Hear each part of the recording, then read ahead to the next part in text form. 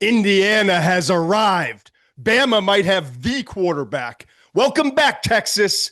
And James Franklin, there's the door. It's a Tape Trues Monday on the show, and there's just 192 days until the NFL draft. Mensch, you good? I'm good, man. Tucker, one time now, kid.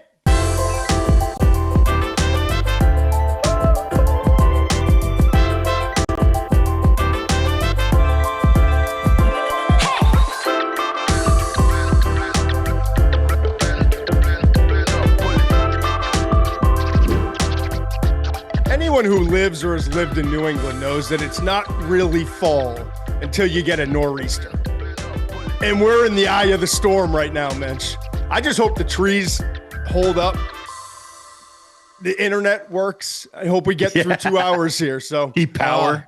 Yeah, you have a generator? If we go dead, this is my forewarning. No, I don't have a generator. I'm one of those idiots. Like, yeah, me neither. It will take me being without power for a week before I do something smart like that. This episode is presented by Duluth Trading Company. Ready to give rival tailgates the foam finger? Duluth Trading Company crafts Hall of Fame game day gear to help you grill hotter, cheer louder, and tailgate longer. Bibs loaded with pockets, gusseted pants so you can crouch without snuffing out your coals, and free swinging shirts tailor-made for cornhole tossing. Stay comfortable from preseason to playoffs in the toughest tailgate attire around, only at Duluth Trading Company. Wow, we got a wild Monday, huh? Yeah, a lot going on. Speaking of storms, if you live in Happy Valley, you kind of feel like you're in the eye of it right now too, right? Absolutely. Yeah. So spent a lot of time over more time than I normally do talking about James Franklin, why he needed to go. Selfish leadership. It always comes to the surface. Sometimes it takes a decade. Sometimes it doesn't take quite as long. Sometimes it takes longer. If you want to know my feelings on the whole matter, you can go back to, I think, Saturday night's live reaction show. By the way, thank you everyone for supporting the show. Like, incredible. the fact that we just did the biggest number we've ever done on our favorite show, to do the live reaction show where we cut into the primetime games as we did on Saturday night. We had the 4 primetime games going. The Auburn-Georgia game lasted forever because it took 40 minutes to do the last 2 minutes of game time. Flag in the happy. first half. Right. But thank you for everyone, like the support we're getting, coming onto the chat, and there's already like 1,000 people in there. It's been fun to see the growth of this show. But if you want to go back to that show on Saturday night and you want to hear all my insight, my take on what's going on at Penn State and James Franklin and why this is a move that should have been done a long time ago. And honestly, it's interesting. I'm more dialed in at Penn State than a lot of places. I'm not saying it's the place I'm most dialed into. Just over the years and traveling and doing games, like Reese Levy and I did the half ice puck shot, and I've just gotten to know a lot of people there. And there's been a kind of an undercurrent, honestly, dating back 8 years ago with James Franklin. And people there saw what we were seeing and what I got to witness firsthand, and some of the things that I touched on Saturday night. And even last week I was talking about it prior to the Northwestern loss. So this has been building here at Penn State. It's been building on this show. I've been trying to get out ahead with my experiences, what I know, my sources there at Penn State.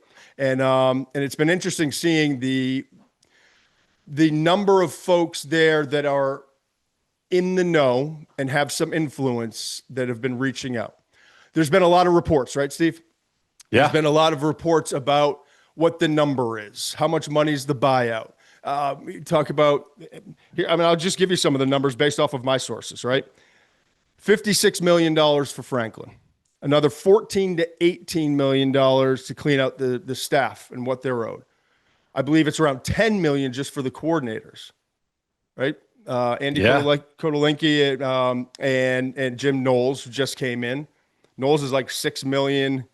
Andy's like around 4, whatever those numbers are. So that right there is a 14 to 18 million, 35 million for a new head coach and buyout and new staff and branding. Those are just the numbers I'm getting. Okay. So you're talking about $105 million decision that was made. Wow. Yeah. Wow. Does that change your opinion at all? Are you going to get into that? Does that make you think that maybe they should have waited? Absolutely not. I agree. The amount of money that football programs are bringing in, and I understand. I'm not just saying, well, it's 105 million. You just go figure it out. I understand the impact of that. I truly do. And that 105 million now, it means it can't be dispersed to other sports. It can't be dispersed towards building, towards renovations, towards new facility. Or if it is, it with that 100, then you got to raise more money. Like, this is a huge financial drain, but it's also one of the blue blood programs in college football. So that's kind of the dollars and cents. Listen, this is not my avenue. This is not, I tried desperately to stay in my lane, and I've learned from past mistakes. I've learned from my own. I've learned from watching others in similar analyst roles when they start to play Pete Thamel or Adam Schefter and different roles like that. It's not wise. I've learned, with age comes wisdom. I've learned to kind of stay in my lane. But when I get information, and our audience has a thirst, as we're seeing with our numbers, YouTube, Spotify, Apple, wherever you get your podcasts, like, people are generally like extremely interested in this subject for obvious reasons. This is Penn State. This is one of the programs in college football historically, currently. So when I get information, I just like to share. And I think the most important takeaway is this is going to be a process. There are a lot of people involved, but only a couple like decision makers in all of this. But there are influential people who have a voice and who are trying with their agenda positively, I'm sure some negatively, to influence the next big decision, which is the head coaching job. And the names I'm hearing, and this isn't breaking news. I told you on Saturday night, I needed to see Cignetti come in with Indiana and win a game like that. Not just beating the number 3 team in the country, but doing it at their place, the way they did it. To say, okay, like, that was kind of the last hurdle of Cignetti. The Cignetti effect is real. And it's not just at smaller schools. It's not at James Madison. It's not taking a program that for 30 years, Steve, 30 years, averaged 4.1 wins, and to be 17-2 as the coach. But the big games, and it wasn't like it took 2 or 3 years. Look at James Franklin. He's won Cignetti's had more top 10 wins now than Franklin did in like a decade. Yeah. In 19 There's no getting games. around that. There's just no getting around that. So I said right away, and by the way, I also have information on that side. And Cignetti wants to build that thing in Indiana, and it would take a lot to get him away from that place. And Indiana has money, even though it's known as a basketball school. Like, they're going to make sure that they keep their guy and do everything they can. And so maybe it's a non-starter. But I'm also told by people that I trust, if there's one place, everyone says Cignetti, Google the wins, Google him, Google me, right? The whole, everyone knows that. Quote. Also Google his bio, his background, where he's from. That kind of Western PA, like that. I'm told that if he were to be lured somewhere, if there was some place that maybe he couldn't say no to, even though he wants desperately to build IU into one of the elites, and he's on that track. And we're going to get to Indiana really shortly with our 10 tape truths. And I'm fired. We have some great stuff today. We're in the film room, both Steve and I. This may be his weak spot, his kind of that sweet treat that everyone's falls victim to, right? Mm-hmm. So that is very much something to keep an eye on. Matt Rule is the other name. Those are, to me, are the top two. Ooh, just gonna drop Matt Rule in there. I like it. Well, Matt Rule's like family with the Penn State family. Like, that's his. Yeah. So you've got two guys with like roots. Right. Roots like I have in Swampscott, Mass, where I'm on the board to figure out who the next head coach is, even though like I'm not like everyone has their tug, right? Yeah. And so for Rule and for Signetti, Penn State is a special place that they have a kind of special feelings towards. So but then you look at Matt Rule and all like the winning, the program building, and all the things that he stands for. And I told you, I buy into Rule. Like I really believe in what he's doing, but has he had those big wins against the elite pro? So there's a lot of factors in this. I'll say this, and we'll move on from the subject. More so than typically in a coaching move type of case, we're going to be in the know on all this. And so over the next 2 weeks, 3 weeks, maybe 2 months, as information's coming in, we're probably going to be getting like the real information. Right. Like the real information, like there's Adidas reports, right? Well, Adidas Right. had enough. Adidas just said, we'll pay it. Don't worry about it. I mean, I just got some serious text from someone who knows about like that. That's kind of the dumbest thing I've heard. And I don't want to I don't want to compromise any sort, but like it doesn't even start till next summer, that deal, and like the whole Nike situation. And so all I'm saying is, fortunately or unfortunately, we're going to get information here. Then we'll kind of help people who are Penn State fans, college football fans. The trickle down effect is going to be real. What happens now is this coach plucked from a big time school. Maybe they go through their A list and they can't get a candidate. Now is Penn State going to have to choose from a B list? It's going to be interesting to see, but we're going to have a lot of information over the next several weeks or several months if it takes that long. And we appreciate everyone who's kind of been here for the ride, even though it's not what we major in. It's kind of a minor, but we'll get some information. Yeah, look, I'm interested on a number of levels. There's I know you don't want to spend a ton of time with this, but I have things to say really quickly. Is what their guy looks like is going to be interesting to me. Is it going to be a Matt Rule, who's an outstanding coach? I think he's an outstanding coach. Is it going to be a Will Stein? Is it going to be a Brian Haynes, a defense coordinator from Indiana, who we're going to talk about here in a minute? It doesn't necessarily have to be the big name, the proven head coach. It's the guy that they think is going to get them to the next level. Look at what Indiana did with hiring Signetti from JMU. I don't, people were like, oh, that's kind of cute. It was kind of like Dan Campbell when he got hired with the Lions, right? This guy who's talking about biting kneecaps and no one's really believing it. And all of a sudden, Dan Campbell's the perfect fit for that Lions team. So I hope they find the right guy. I hope it's not a looking at a resume and being like, well, who's got the most experience and all that. I think they do it. I also want to say this. I hate the take that Penn State should be happy with 10 wins a year and not winning the big game. And that's, are they going to do better? Find a way to do better. There was time for a change. Like I really believe that deep down. And Penn State, I believe college football is at its best when Penn State is competing for national championships. And you can't use it as maybe we're just a team that's going to win 10 games a year and never really compete for a natty. No, this was the right move. This is a program that should compete for national championships. Yeah. I guess there are two final thoughts on it. One is, I don't bash head coaches very often because I have a great deal of respect for most of them. So it's a tough job. When I do, Steve, it's not because the people who are texting and calling me in the last 48 hours. I very easily separate church and state when it comes to that. It's personal interactions. It's knowing the truth behind some things. It's 25 years of experience in this business.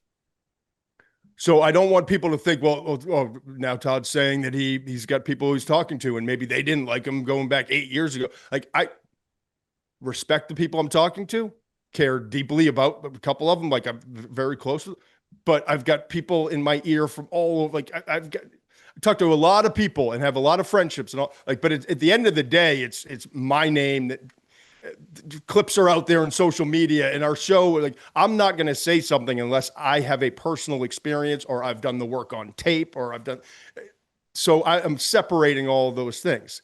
The second thing is, players there are a lot of players that did love James Franklin and still love James Franklin. I'm not saying he's been horrible and like this dictator and like now all of a sudden all these people are going to come out and be like, oh, listen to this story.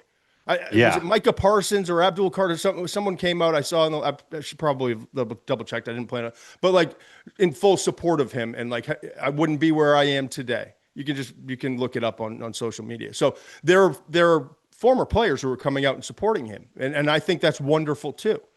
It wasn't all bad. They won a lot of No. games. They were in the No. college football playoff last year. He's had some great players that he's helped develop and has been part of that and have gone on to the NFL and had successful careers.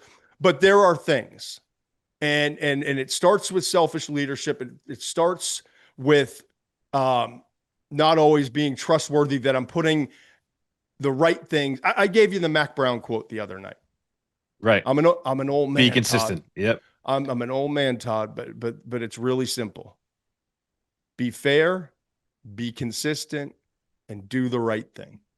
And do the right thing oftentimes is putting the program, morals, all the things that we know are important ahead of what's the messaging for me.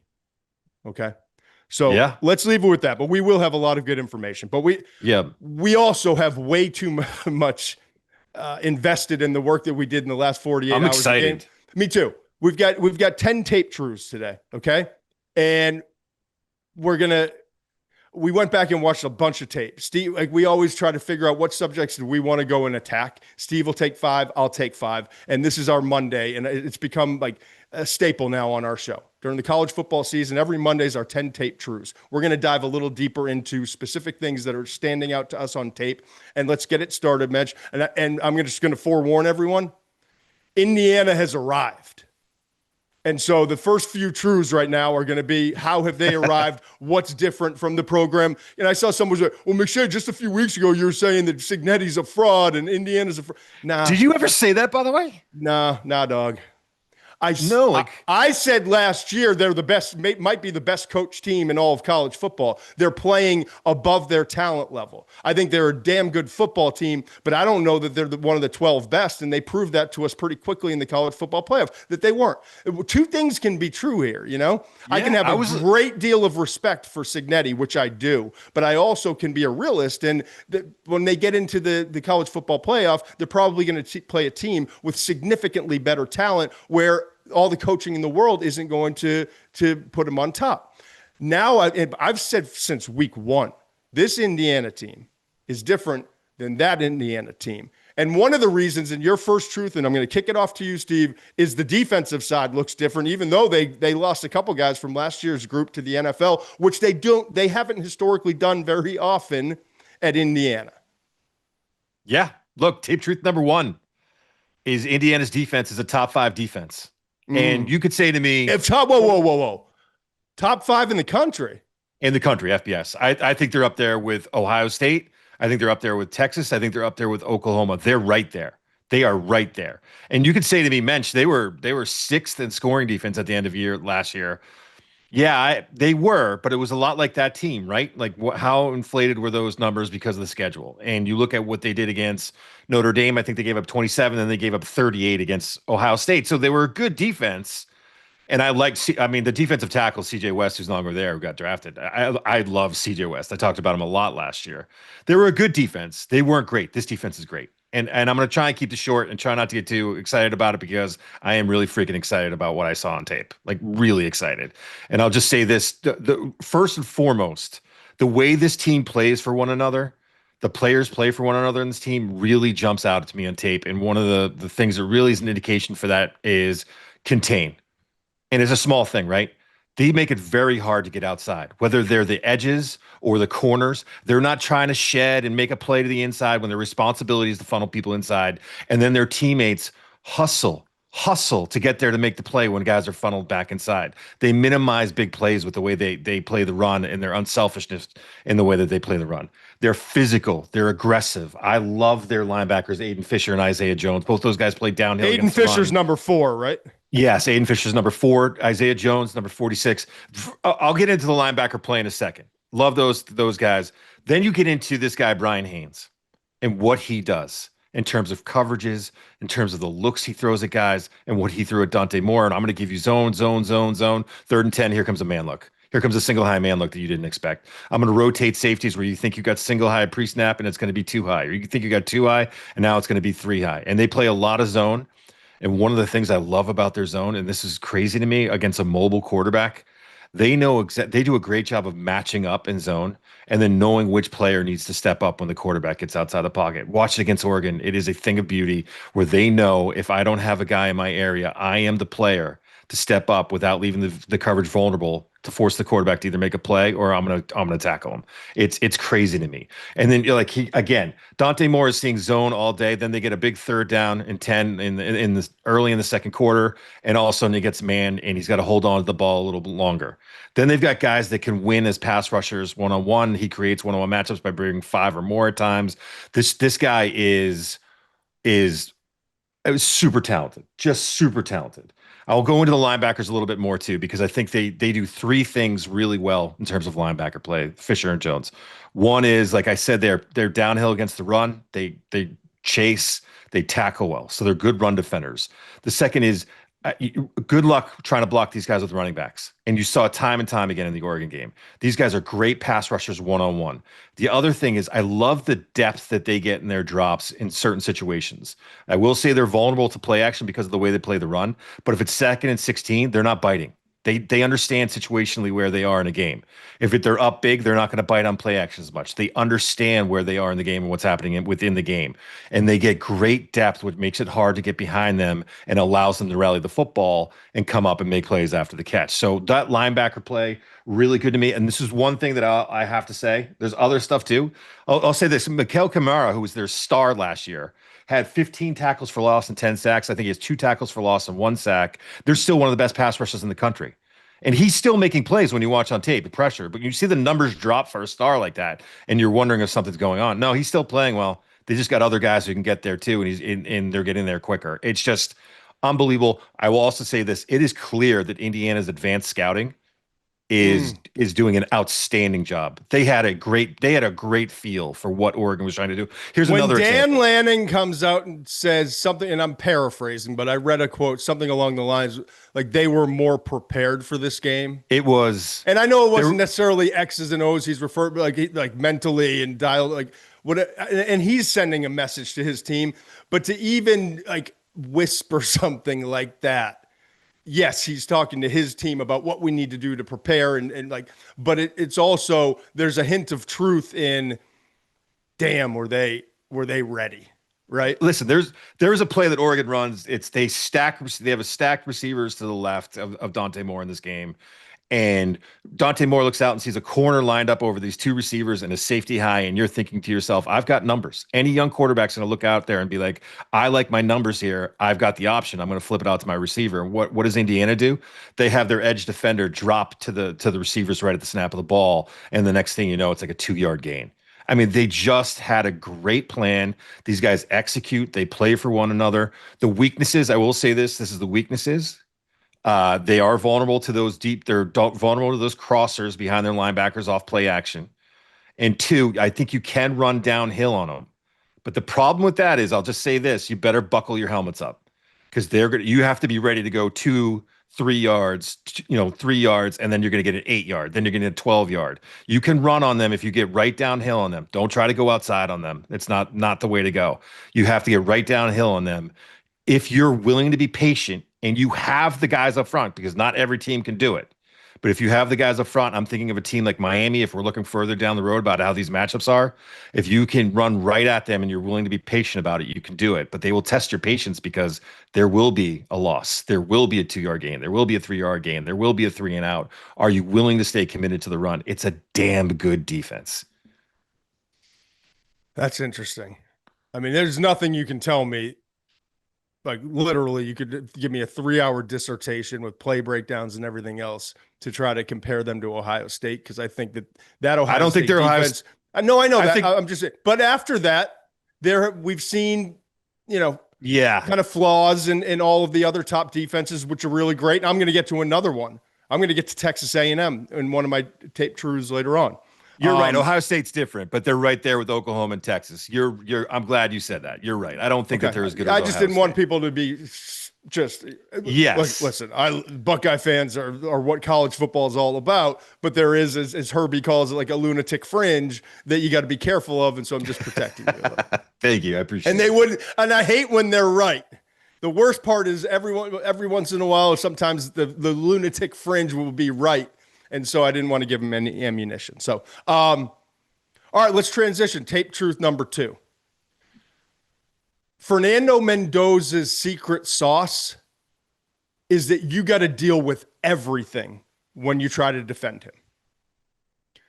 I almost started this truth with, Mendoza's tracking, or I'm seeing and he is tracking, and he is developing, and he is a perfect fit in this system. But at the end of the day, when I was done watching tape, my biggest takeaway on Mendoza, and I went back and watched a couple games and dialed in, obviously, to this last one against Oregon on the road, really wanted to see how he handled it, where he is in this offense.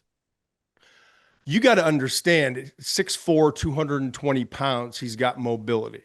He's got a live arm. I'm not putting him in the class of a Josh Allen or, even a Matthew Stafford, but he's a check plus arm strength. Agree. Okay. Actually, that was one of the things that jumped out at me watching him recently is his arm is stronger than I thought in the preseason. Yeah. But he also layers it. So there's certain throws he's making from one hash to the sideline where there's an arc on it, but you're like, there's a reason for the arc. You know what I mean? Yeah. Why am I saying all this?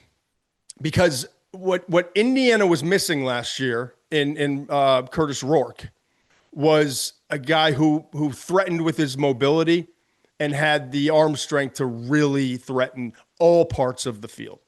Okay. And so we're not seeing Mendoza take off and run a ton. Okay. But when he does, even whether it's on an RPO or more so, I've seen from the tape I just watched, go through progressions, take off and run, or a designed run, kind of a quarterback draw. Right. One play I saw, 109 first quarter in this last game against Oregon. I wrote Daniel Jones looking quarterback draw. It was a QB draw all the way.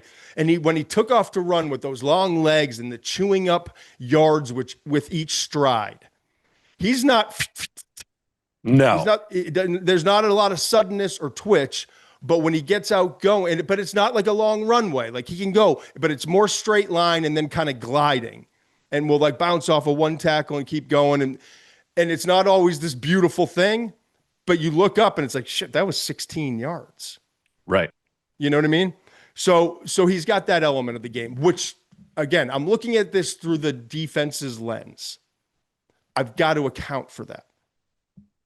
So maybe it's not a spy like you'd have to have against Tommy Castellanos, or maybe it's not 2 spies in half field and all that, but it's an element that I have to account for, both RPO, QB draws, and scrambles on design dropbacks. The other thing, and way more important, this is my biggest takeaway. There's not many guys in college football where you're on the right hash with a right-handed quarterback, and the design of the play is a 15 back to 12 out to the left sideline. Yes.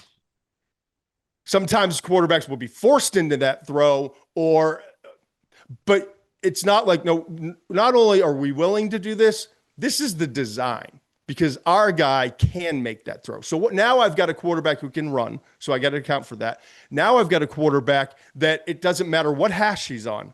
We've got to cover the full 52 and whatever. And he can drive it vertically. And he's sensational. He and his receivers. And I'll get to his receivers in the next tape truth. The back shoulder fade is a thing of beauty at times. Like that final drive. When the game-winning drive, the game-winning throw to Sarratt on the left side, the back shoulder, gets it out. Beautiful throw. 6:27 fourth quarter. Perfectly timed, perfectly placed. So if I've got to cover vertical and I got to cover horizontal, I'm talking whole field. And they got the ability, if it looks like a vertical, and now the back shoulder, I'm in a jam, man. And the run game's been good. I don't think that they're elite at running back. You got Black and Hemby, right? Roman Hemby and Kalen Black. I like that running back. The running backs. Yeah, they have over 100 yards against an Oregon front with two NFL defensive tackles and some guys on the. So like, they're good. But I'm saying it's not like Notre Dame's running back, Right. situation, or what Yeah. we thought Penn State's running back situation run game was going to be this year. But my point in all of this is that's why he's so dangerous. That's why. And the other point, the other part that jumped out to me, Steve, and I think it's by design. Signetti, and it was a comfort level early on. Signetti recognized that they did like a lot of RPO stuff. And despite the long levered, 6'4" guy, he does a really good job of RPO, quick decision, get the ball out. But I'm not seeing as much of it now that we're getting into the bigger games. And I didn't see as much of it. This game was much more, hey, you better cover the whole thing, Oregon. And we're going to come out early on, like that first drive, like 11:09, right hash throw on time, perfectly placed deep out to the left sideline, big time throw, one of a couple. All of the outbreaking routes is where he excels. He also has a receiver in Sarratt, Elijah Sarratt, who I'll get to, who excels along the sideline on the perimeter. Mm-hmm. So they're keeping you out wide. And we're going to stick with us this week. We have, and I think we'll have a graphic we can throw up too.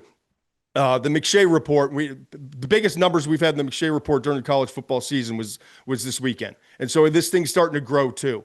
Get involved if you can. You can Google it first of all, the McShay report. Subscribe for free, and you'll get a chunk of the pieces we write. Here you see the graphic. Mid-season quarterback rankings on Thursday, though. Some of them is going to be premium content. And it should be. Right, Mensch? Yes. Then the following week on October 22nd, we get the very first big board of the year, top 32 prospects overall.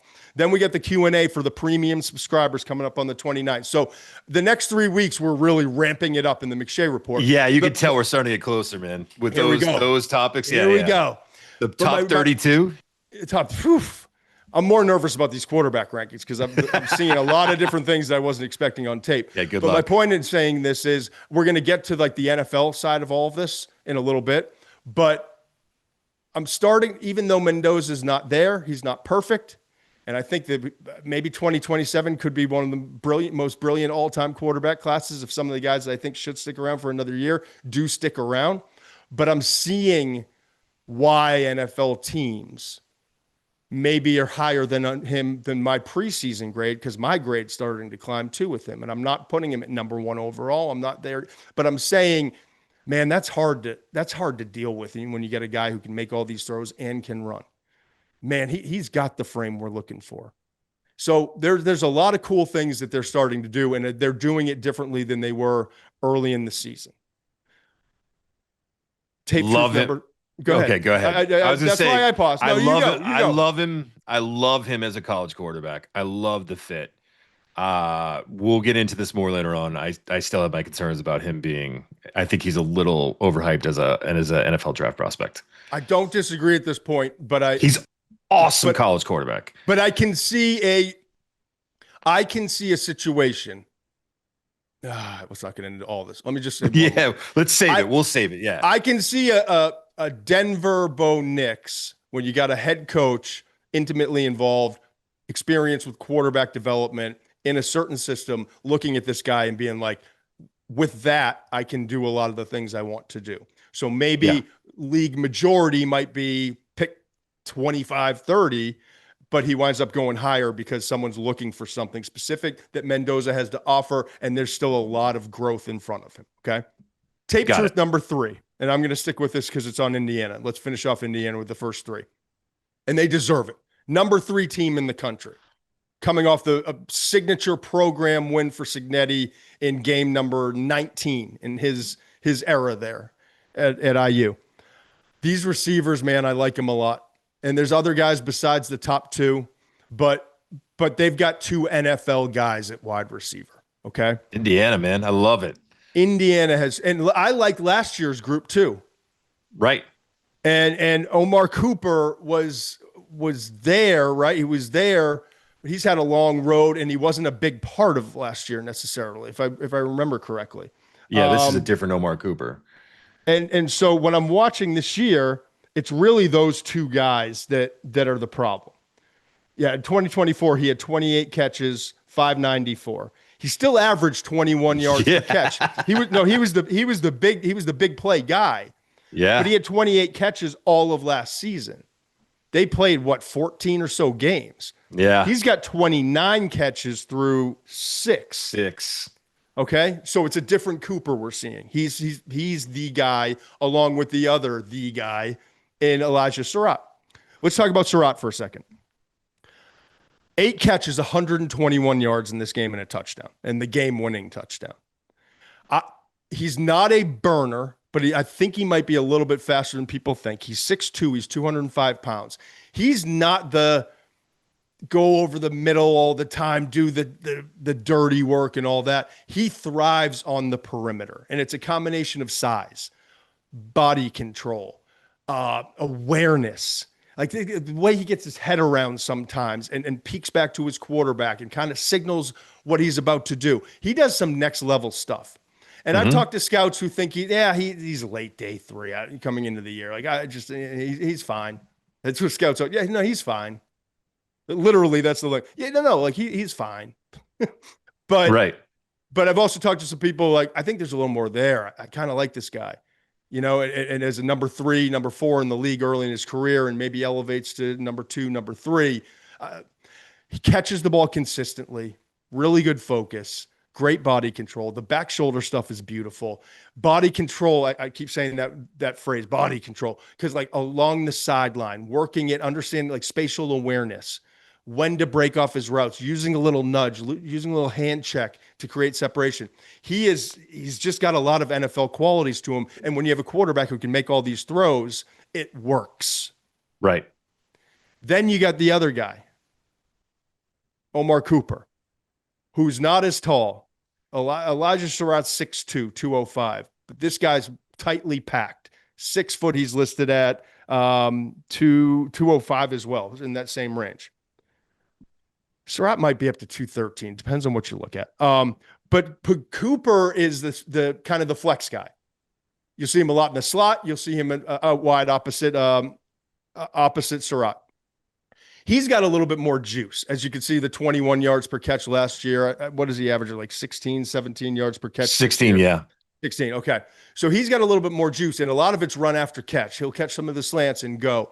I watched so with the tempoing the routes and all the body control stuff from Sarratt. Then I go to Cooper and I'm watching him. I'm studying him as an NFL prospect. Both of these guys are going to be drafted. Both probably in that middle round range, okay? With him, it's these feet and different kind of body control where Sarratt's kind of like gliding, smoothing, moving. This guy's got some suddenness, sharp breaking, and catches the ball like that. One catch along the sideline. I don't know if there was one catch along the sideline where it's like pluck, 2 feet in, good. He can like stop on a dime type of body control, and so crisp out of his breaks. He separates with his feet and his change of direction. Okay. And then he had this one catch. It was 6:14 second quarter. It was a 4-yard kind of flat route. And it almost looked like it might be a throwaway. It wasn't a throwaway. It was a high throw from Mendoza. Not one of his best passes of the day. He goes up. This is what was beautiful about it. He goes up, one-handed catch, pulls it in. But most guys, especially at the college level, most guys make that catch and kind of fall down, slide. Let's pick up 4, 2nd and 6.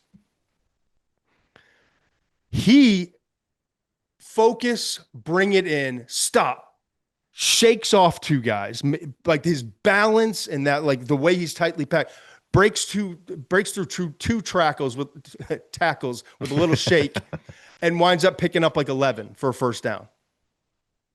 And that's kind of what you get with him. And he does some of the dirty work. So with Mendoza and these 2 guys at wide receiver, they've got something really good here at Indiana. And I think that's that combined with the defense you're talking about, the balance, the coaching.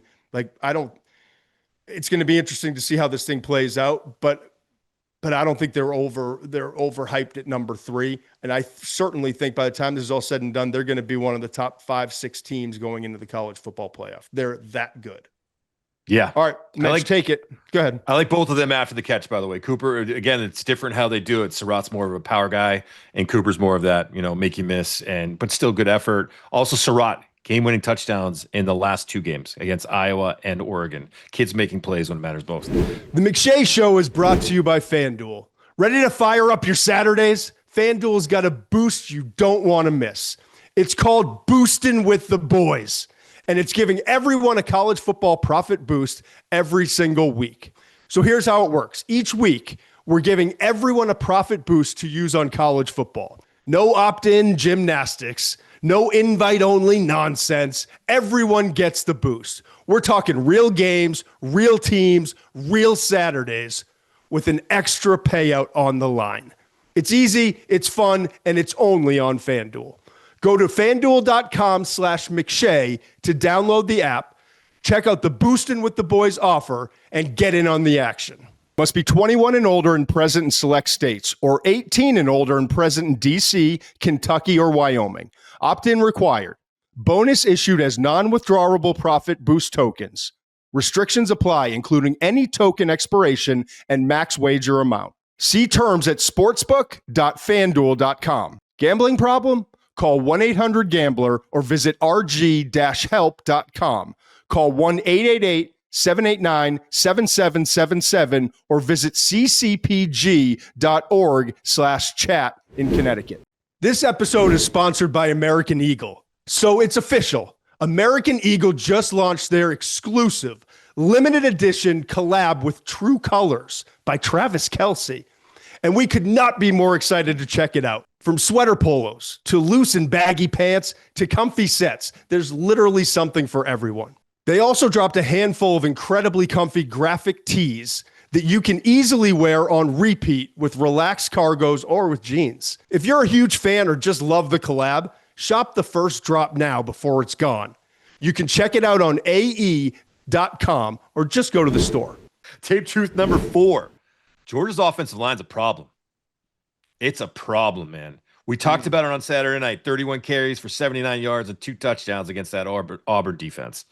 And let's get into it a little bit. Some of those are situational numbers, right? So if you're coming out from, they had a run where they're coming out from their own end zone, they're just going to try and run it right up the gut. You're not going to expect to get 5-6 yards on that carry. I understand that.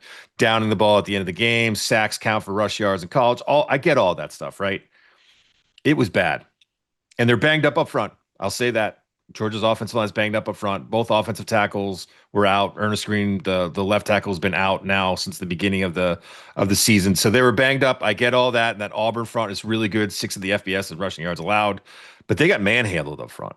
I mean, they were just manhandled.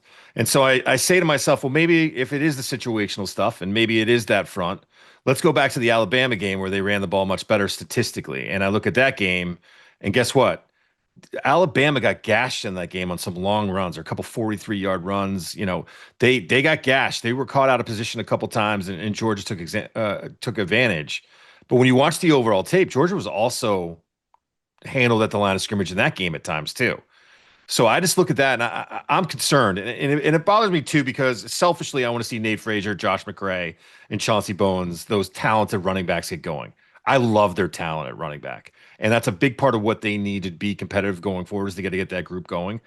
The offensive line is just, it's not that physical group that can take over and control the line of scrimmage like you might expect for a Georgia team. And on top of that, they're not that great in pass protection. I was watching that offense, and there are some things to like about it. Colby Young is developing into a good receiver on the outside. I like their tight ends. There's some aspects of it. But that offensive line going forward for me is a concern. When you're talking about their schedule and some of the teams they're going to go up against, a Florida, a Texas, those are teams that I would be concerned about how they're going to match up front. Interesting. The SEC is getting intriguing. It is. We're starting to figure some things out. The Big 12, I know it's not as sexy. We're going to start figuring out some things in the Big 12 too. This is when we're getting into who are the pretenders and who are the contenders. Yeah. And as much as we think we're figuring things out in the SEC, I'm not sure it's going to look identical to what it is right now. But there's a lot of content. Like, is LSU going to pull it together? Is Nussmeier going to get like, is he going to be healthy enough? And what's the deal there moving forward? You've got Texas coming off that huge win, and I'll get to Texas in a minute. You got Alabama playing at a high level, Georgia, like resiliency and all those things, and the offensive line you're talking about. So there's just and Oklahoma. How's Mateer look moving forward? Does he get back on? So there's a lot of teams, as we kind of suspected coming into the year. Tennessee doesn't look all that great the last couple of weeks, but looked great early in the year. And that Georgia loss.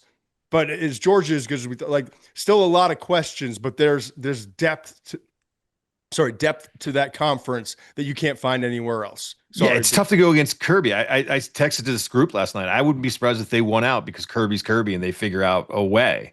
But when I watch this team and the defense isn't as dominant as it has been in the past, the offensive line's not as good as it's been in the past. There are some, if we look back and they lose 2 games down the stretch, we'll be able to say that there were the signs. The signs were there. You know, Georgia's Georgia. It's still tough to beat that team, man. But if they drop a couple, we'll look back and be like, well, this is why we kind of had a feeling this could happen.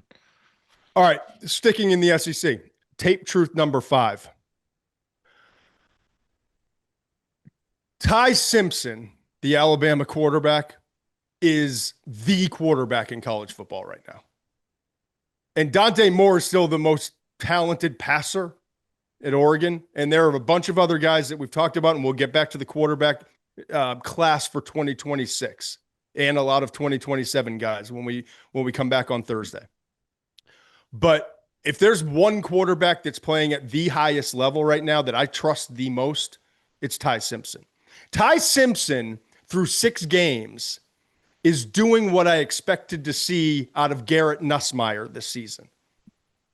And it sounds it's very much true, and it looks on tape like it's very much true that Nussmeier's going through some physical things that are preventing him from being the guy I was hoping that he was going to be for his sake and LSU's sake this year.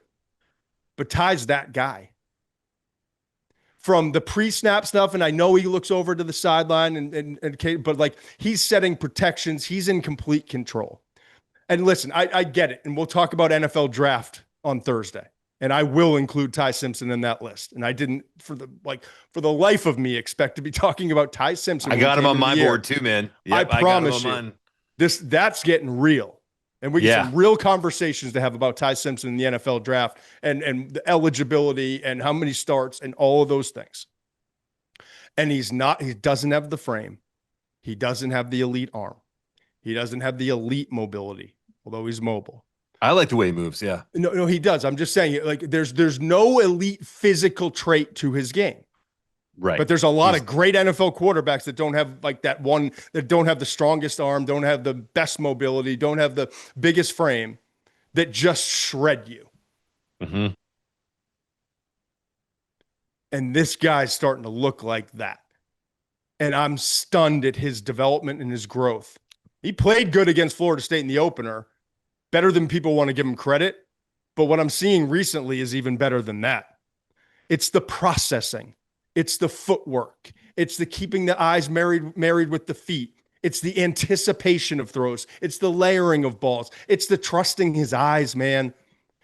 This is like a quarterback coach's, offensive coordinator's dream. That everything you see as a coach, he's out there executing. And how does that happen 6 games in? Well, it's a credit to Ty Simpson first and foremost. It's a credit to Kalen DeBoer, and it's a credit to Ben Grubbs, the offensive coordinator. These guys have a history of developing quarterbacks, and this is next up for this group. So I'm watching him. Can I really quickly say it's also a credit to the way they built that roster? They put playmakers around him, man. They have playmakers. So that it's also that. It's putting him in the right spot in terms of that roster. They did. And yes, they have wide receivers. They've got talent. But I think this is important. I'm glad that's a perfect transition. There's also an element of this competitiveness and like that I love, and the decisiveness. And like, this is like, you get the feeling watching him on tape, at least I did. There is not trust because he's a vocal leader yelling and all those things, and he does some of that. It's trust because this guy's got it. Like, I got it handled. They throw this at us, I got it. I've got the Yeah. answers. And it can be with my feet, can be with my arm, can be with my mind. Okay. And yes, they've got wide receivers, Mitch. They do. Beautiful wide receivers with beautiful speed and all the things that scouts look for.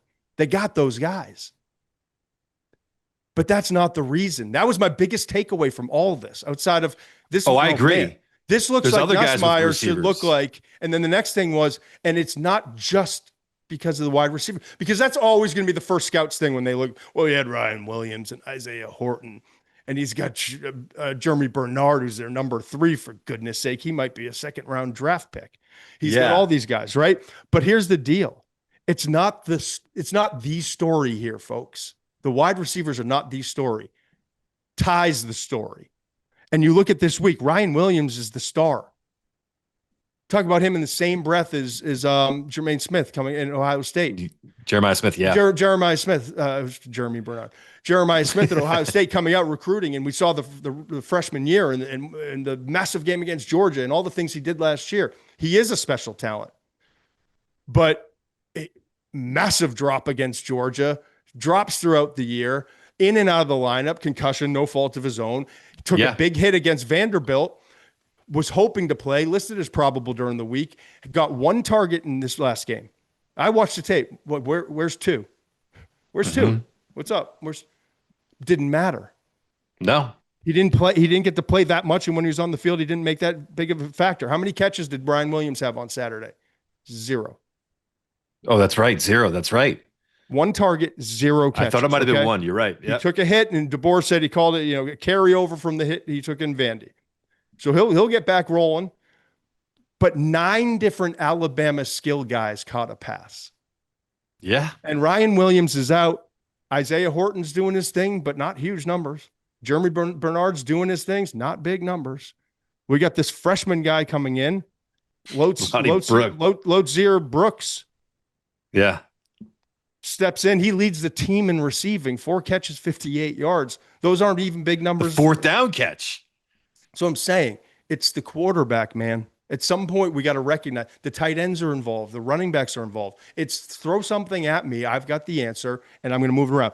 I go back. I watched the Vanderbilt tape. I watched the Georgia tape. Georgia, Vandy, and then obviously this past week against Missouri.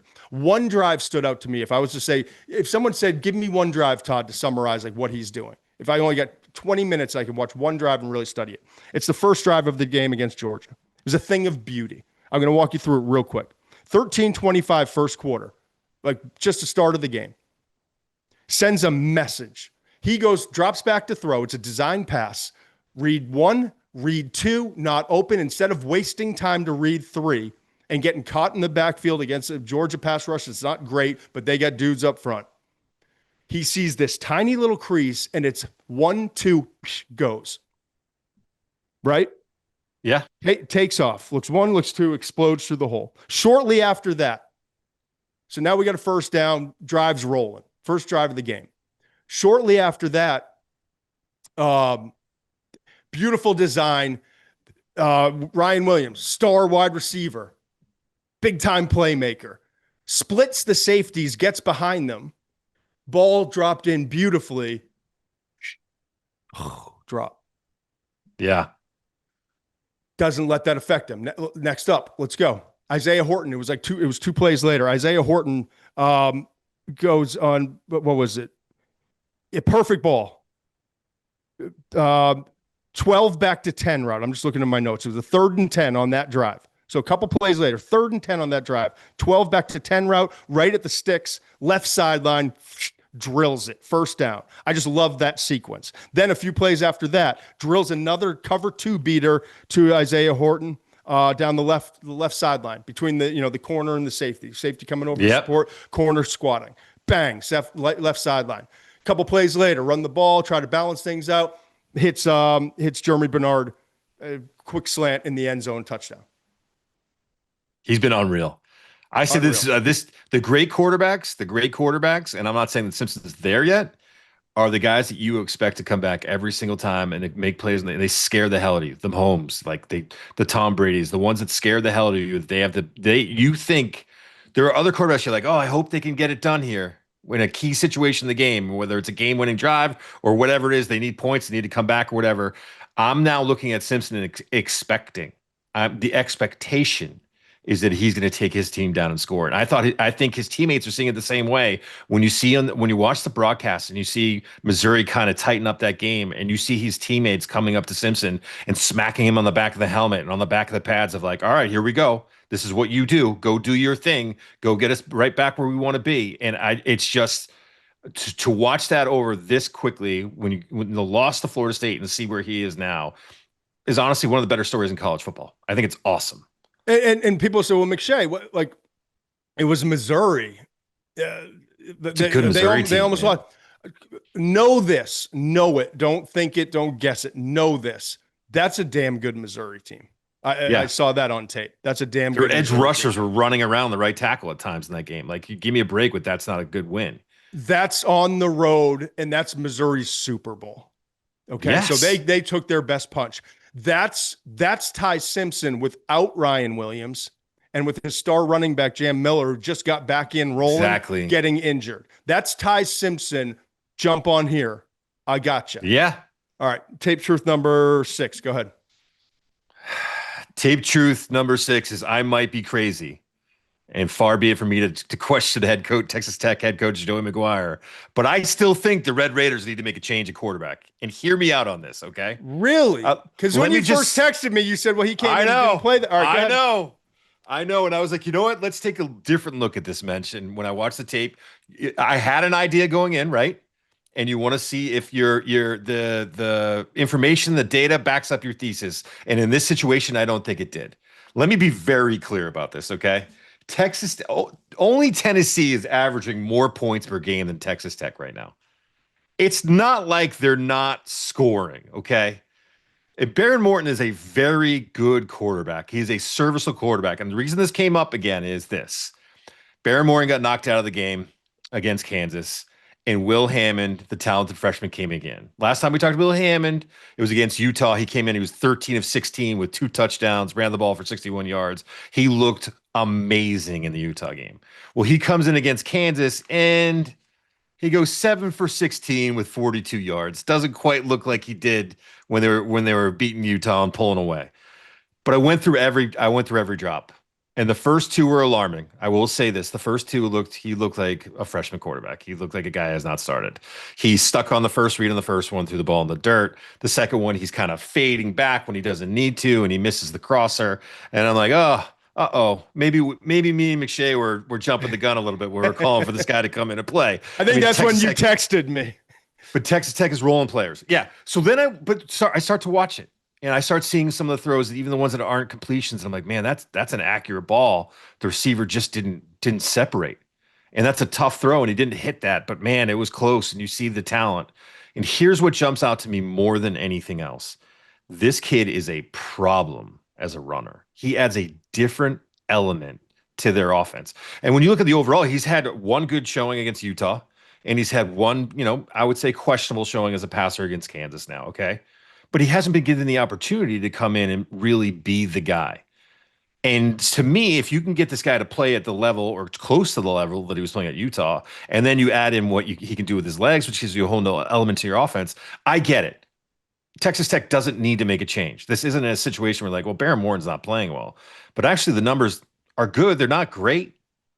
I just think this team is built. I really believe this team, it has the defense of a contender. It has the running game of a contender. If you're really you're gonna take your shot now as Texas Tech and really see how far you can go with this thing this year, I would really consider getting him and at least to start and see how he does. And that might be tough to handle in terms of like it's ignoring how that might affect the locker room and if you have to go back to Baron Morton, how it affects him. I understand all these things, and I shouldn't question Joey McGuire, who's on an absolute heater with the way his team's playing.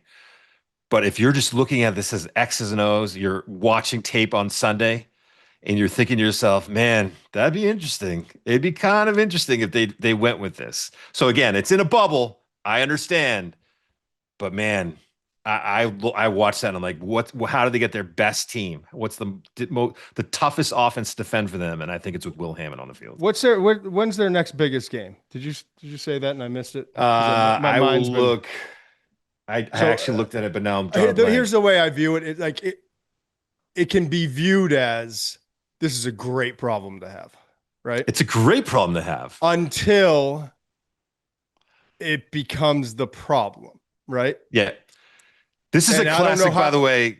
Classic Mensch just living in this bubble, living in his like just Oh, in his office watching tape. Classic take for me on this because Me it too. ignores Hey, a lot of other I things. said You it. know what I I mean? said it after their Utah win. I was like, Yeah. all in. Here we go. And Morton's come in and he's done a really nice job, and that's who he is. And he operates the offense. The part that we don't quite understand because we don't wake up, get out of bed, go to the mess hall, get our breakfast, go over the building, and spend the day in the building, on the field, in the weight room, in the What's meeting that rooms, dynamic? going back out to the training table and getting dinner, or going out to meet. Like, we don't know that.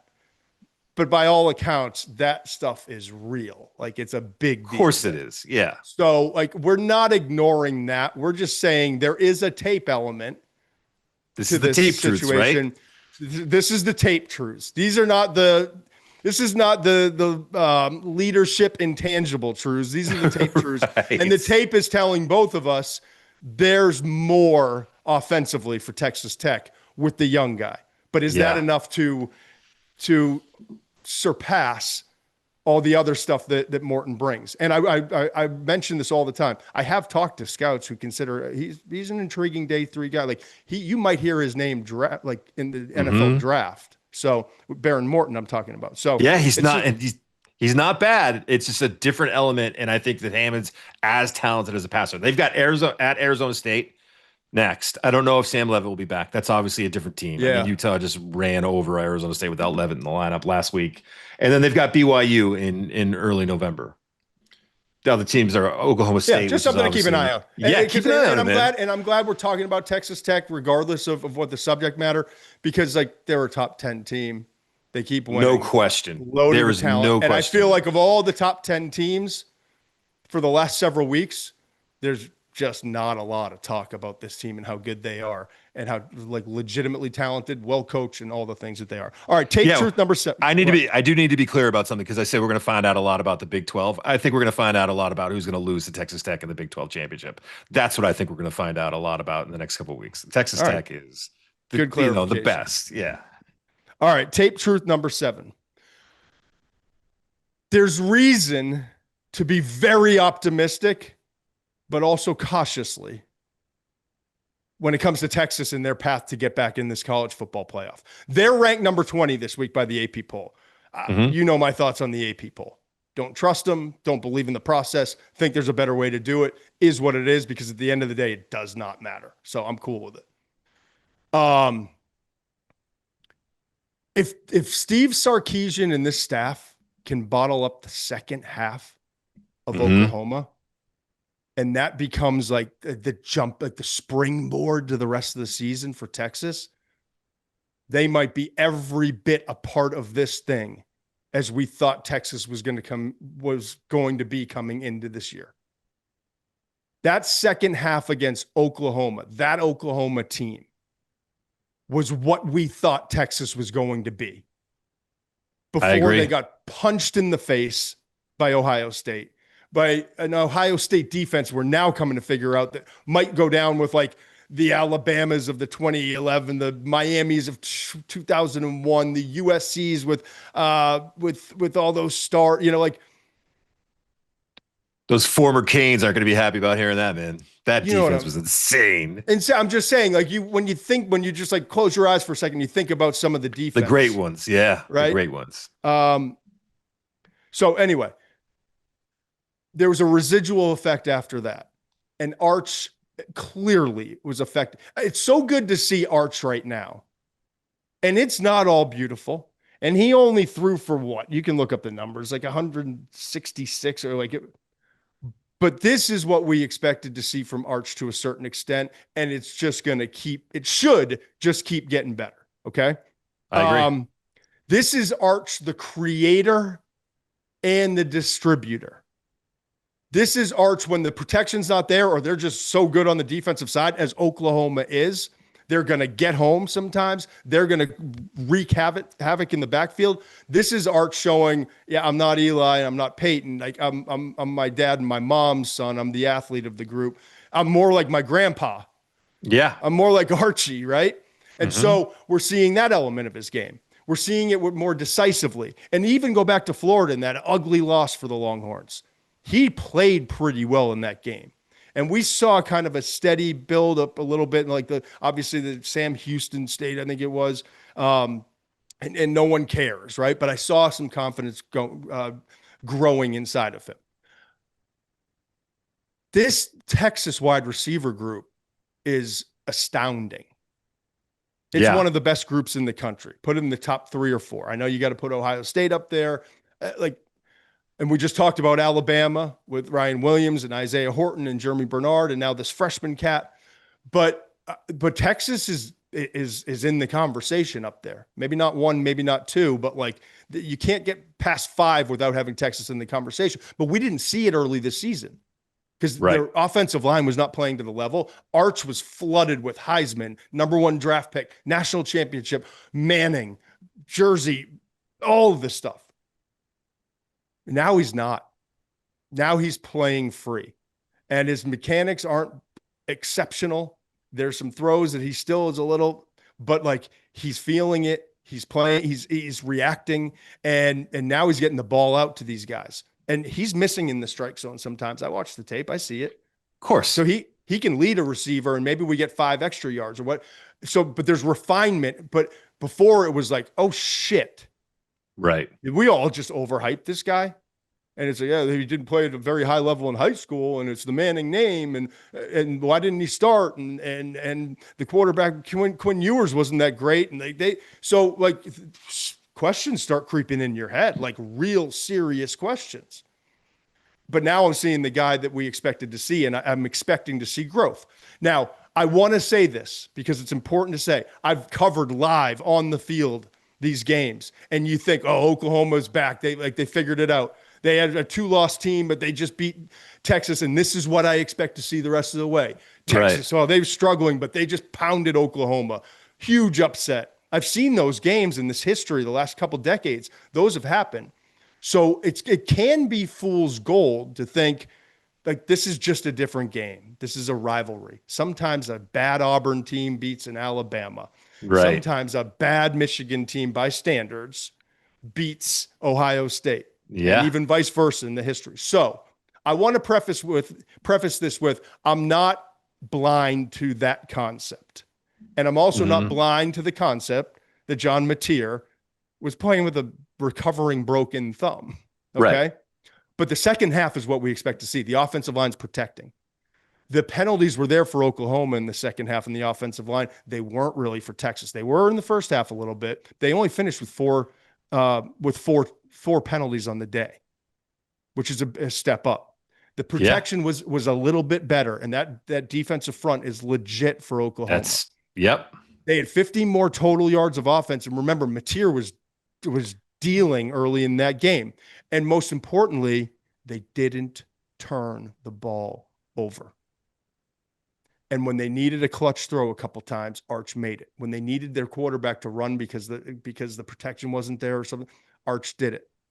Okay. And the defensive side, that to me is just as important as what we saw from Arch in the offense. Before I switch over to defense, when I say the receivers, I didn't mention like these receivers, like we're talking Wingo, DeAndre Moore. We're talking Endries at the tight end position. And what's beautiful is this Parker Livingstone guy, roommate of Arch. When Arch was in crisis mode, he was only looking when trouble was happening, and he was flooded with bad thoughts and all. He was going to Livingstone, and that was great to see some big plays. But Livingstone's the third best receiver in that group. He's just a redshirt freshman. He'll keep getting better. He should be the kind of the secondary third type of target. And that's what he is now. And that's a wonderful thing that guy who is starring in some big moments can be your number 3 wide receiver and maybe your number 4 target. Yeah. So now on the defensive side, welcome back Colin Simmons. And I know the pressures were there, but when Right. when you're Micah Parsons and when you're Abdul Carter, and those are the comps you're getting for where he can develop to, and we saw the flashes as a freshman, you expect a 2.5 sack game. And that's what he provided against Oklahoma. And on top of that, Anthony Hill Jr. has been doing some really good things, but he was like all over the football. He finished with, I think, 7 tackles in that game. And the defensive backs with this system, Right. Kwiatkowski, right? Kwiatkowski's system, it is zone heavy, eyes forward, make plays on the football, number one, and be awesome tackling. That's this whole deal. Right.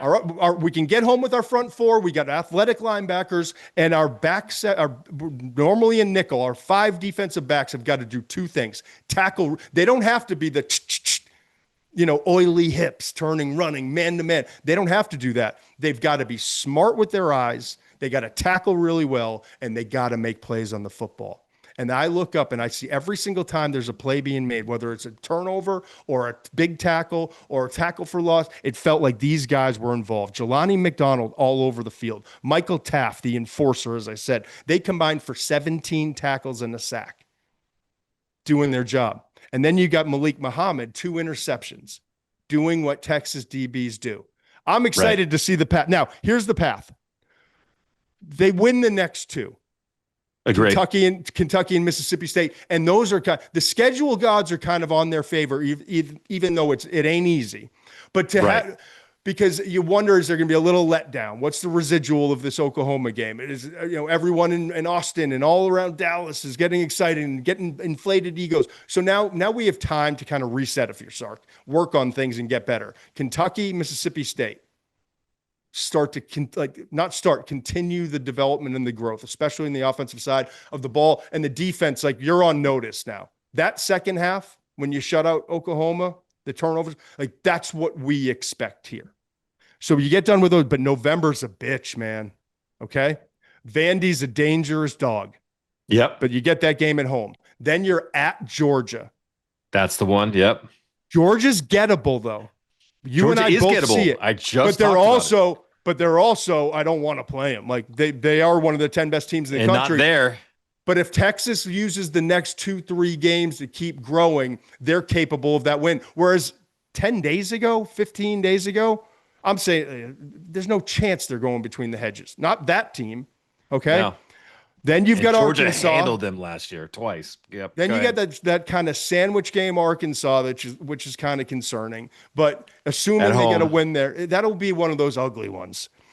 But then if they handle it, this is the course, man. Remember, one of those losses was to Ohio State, number 1 team in the country. The other one is the only SEC loss. It ain't if they win out and have 2 losses, they're in, just on the record. Yeah. Because one of them was Ohio State. And if they get to the SEC championship game, right? And we know the committee is going to reward teams for being in the SEC championship game. That A&M game becomes the one. It does. There's a path, man. Hey, listen, if you want it to be easy, you don't play in the SEC. If you wanted it to be easy, you just can't play. I'm just saying, a week ago even, but definitely a couple weeks ago, it's like, nah, they're done. Oh no, it's panic. Now I see. Yeah. All right, go ahead. Tape truth number 8. I agree with you on Alabama quarterback Ty Simpson. He's the guy. He's the guy in America. But Notre Dame quarterback CJ Carr is averaging 310.8 passing yards over the last 4 games, and the tape absolutely matches the production. This kid is on fire, and he is. I think people may not have been paying attention to Notre Dame after 2 losses. They haven't had really that big time matchup since then. So maybe a little bit under the radar. If Notre Dame can go under the radar, I don't know if they can. But no. CJ Carr, I love his game, man.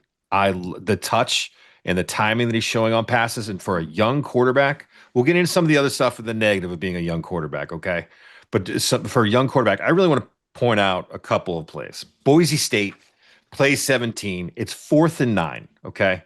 I think they're on the 19-yard line, okay? He's got 2x2, 10 personnel. He's got a single high safety look. The safety is shaded to his left side, okay? To his left side. What's he do? He turns to the right side and he starts making all these hand signals. He's like, "Hey, over here, look, look, look." Meantime, that you see the safety start to rotate over. CJ Carr flips his hips like he's going to throw to his right. And then as soon as he's got that safety, flips back and throws a gorgeous back shoulder touchdown pass to the left side. Whole time, look over here. I got you, safety. Hey, you look over here. I'm making all these hand signals. Like, look at this. I'm setting up over these routes. There was no way he was ever throwing the ball right.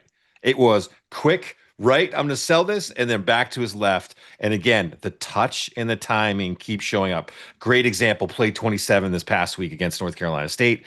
Eli ran and the big tight ends running down the seam. He's kind of run a crosser, but the seam, it's a seam throw for him, for Carr. Drops it in over the trailing linebacker and in front of the safety for a big play. This kid's he's jumping out. I think he played well in the first two games for a guy who's coming in and just starting for the first time for Notre Dame. And then he has just elevated his game over the last four games. I am so impressed with what he's doing. And then you look at, like, he's spreading the ball around. They don't have the receiving core of an Alabama. They don't have that the receiving core of a Texas.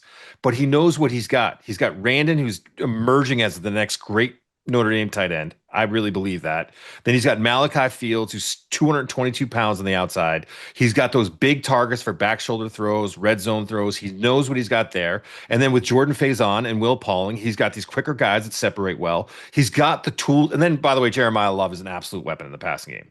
So he's got the tools to be productive with that group. Again, 310. I don't think people think of Notre Dame as that passing attack being that good, man.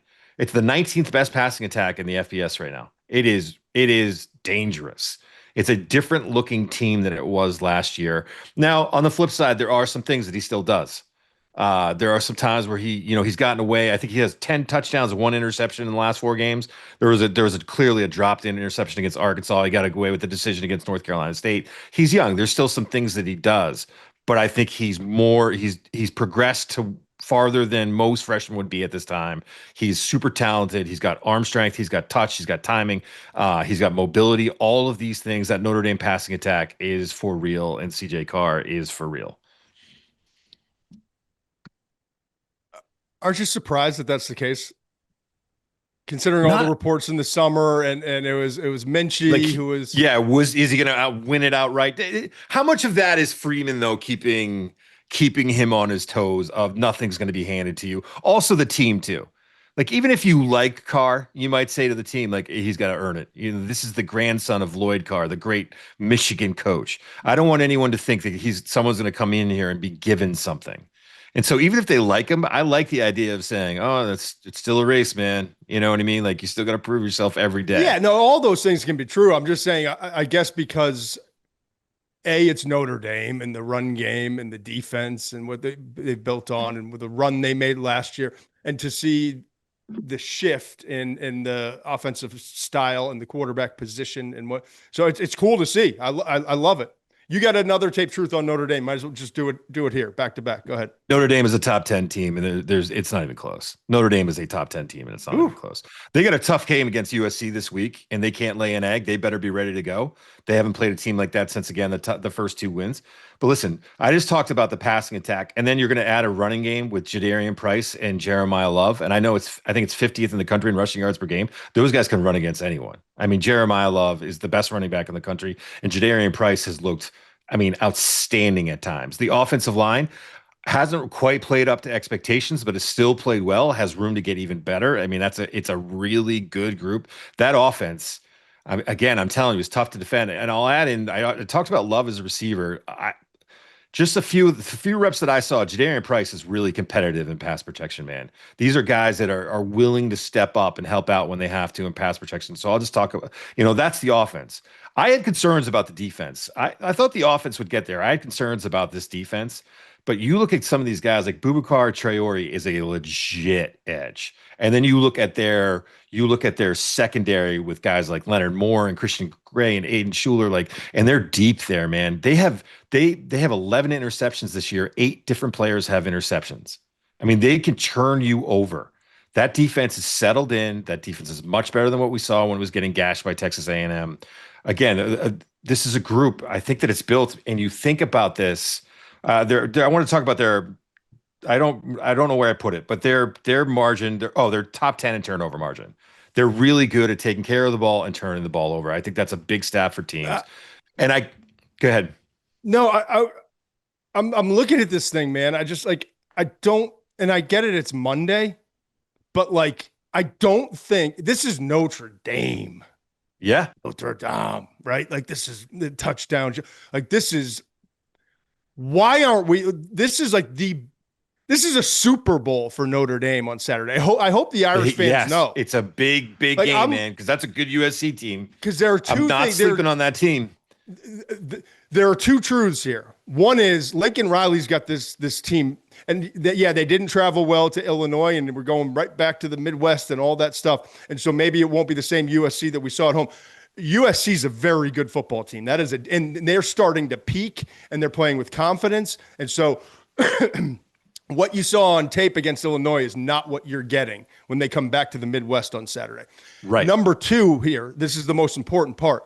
Like, it is an absolute no-brainer that Notre Dame wins this game and wins out. And I want to mention to the wins out portion of it. It's BC. I got to get my face. It's BC, Navy, Pitt. Pitt's playing really well now with the new quarterback. But Pitt, Syracuse, and Stanford. Notre Dame's winning out. So it's either a 3-loss team with the third loss being in October against a good but not elite USC team. And now it's like probably ain't in. Or it's we beat USC. And by the way, committee, our first 2 losses were back in, you got to go back to early September against 2 top 5 teams right now. Right. And by close game. Whoa. Mensch. 4 combined points. 4 combined points. Yeah. They lost listen, by 1 to A&M and 3 to Miami. So this is it. Like USC, Notre Dame, Saturday night, NBC, 7:30 p.m. We're going to be here Saturday night. We're going to cut into this game. I'll talk to Blackledge this week, see what's going on. Like we're going to be ready to break into that game, and I'm sure there's another game or two. I haven't even looked ahead yet. I'm too busy watching the tape from last week and talking to people at Penn State. My goodness. But this is like this is the biggest game of the year for Notre Dame. This is going to decide we're in or we're out. It's an elimination game. Yeah.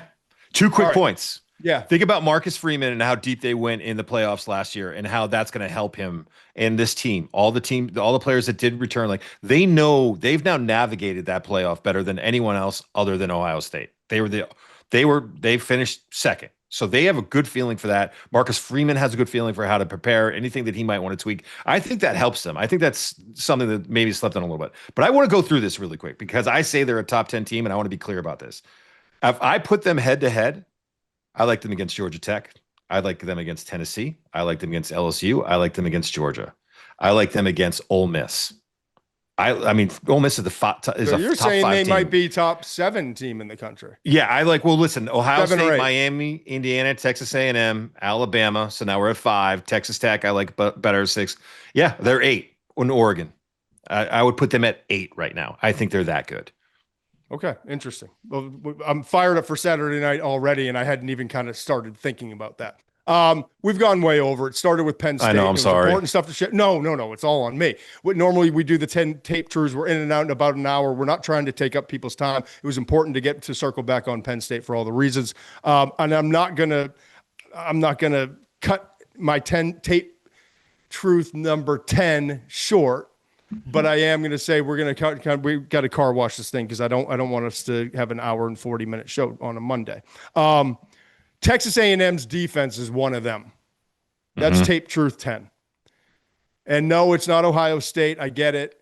I'm not saying it's top 2 or maybe even 3, but I find it hard to believe after I just studied the I've now spent two sit-down sessions with the A&M tape because I watched Cassius Howell as a pro prospect getting ready for our new flagship NFL draft show during the college football season, Rough Draft, which comes out on Thursday.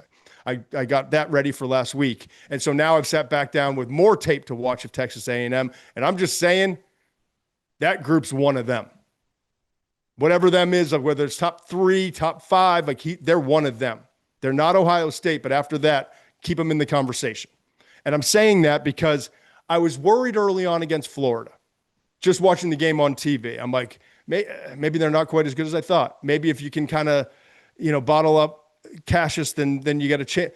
Because Florida starts rolling, and maybe Lagway's found it. Maybe it's got practice time. Maybe you get the freshman receiver Wilson. Maybe things are rolling for Florida. I went back and watched the tape, Mensch. Like, you got to remember, this is Elko's baby. Elko built his career on defense. Elko's been to spots, whether, Duke is head coach, but Notre Dame and where other places, like A&M before that, he's a defensive guy. So this is his baby. And it's great that Marcel Reed has got all the mobility in the world and he's flashing on as a passer. And they got Casey Concepcion and Mario Craver and their running game, all that stuff. Don't get it twisted. A&M's number, 5 in the country, 6 in the country right now, because this defense. 4. They're number 4, yeah. Yeah, 4. A&M is number 4 in the country because of this defense. And those first 2 drives weren't pretty. But I went back and watched it, and it was like really horrifying stuff if you're calling plays defensively, but super coachable and correctable. Like just like high school type breakdowns. And it was I'd like go back to the first play of the game, the DB retreated instead of covering the flat. Like he got turned around, was sprinting to get back in coverage, but he hit the flat. It was just like, it was a breakdown. Right. Busted coverage. And give Florida a little credit for they created a situation and a passing concept that confused. But then the next with the slant route, 2 DBs didn't communicate at all. And then I saw another time on tape early in the game, like the 2 DBs like literally were tripping over themselves. Okay. So it was just kind of not fluky, but just kind of stupid stuff that Elko's defenses don't do a lot. So you don't come to expect it. And I want to make the point here too. Like, Will Lee's a pro prospect, probably like mid-round range at cornerback. He's good, but he's been up and down. He has been. The Ratcliffe, 18, Marcus Ratcliffe, he's a bad dude, man. That guy's going to play in the NFL. That's why Lee's getting targeted. Yep. And he's a free safety, though. He's a free safety, but he's coming up and hitting. He's covering tight ends. He's rushing the quarterback every once in a while. He's doing a lot of different things. But my point in saying this about Radcliffe and Lee as a pro prospect who's been up and down is the rest of those guys are just kind of guys, if I'm being honest. This defense is about that front 7. Okay? Yeah. They got 2 really good linebackers, 21 and 27. 21's Torian York. Excellent versus the run and in coverage, okay? Yeah. That dude can flat out cover. 5'10", 227, but all flying around the field. 27's Damian Sanford. Flashes as a pass rusher, does okay things sometimes in coverage, but really can be more consistent, but he's tough versus the run and run fits and all that stuff. The guys up front, they play that it's almost like 2 interior guys with an edge and an edge if they're in nickel. But they've got 3 different guys that they rotate up front. The best 2 are 17 and 11. It's Albert Regis and Tyler Oniendum, however you pronounce it. I apologize. I didn't even expect to get into it. But 11 is 6'3", 295 pounds, and Regis, number 17, is massive. Short, stout, like exactly flashes, what you think man. to plug things up, but flashes. 6'1", 317, excellent versus the run. Gets some push though, but I'm telling you, it is about this front 7, but Cassius Howell is at a different level. And I said it last week on the Rough Draft show that we had on Thursday. Watching him in this game, man, I read this. I watched the game and then I was kind of looking through to see if there are any nuggets.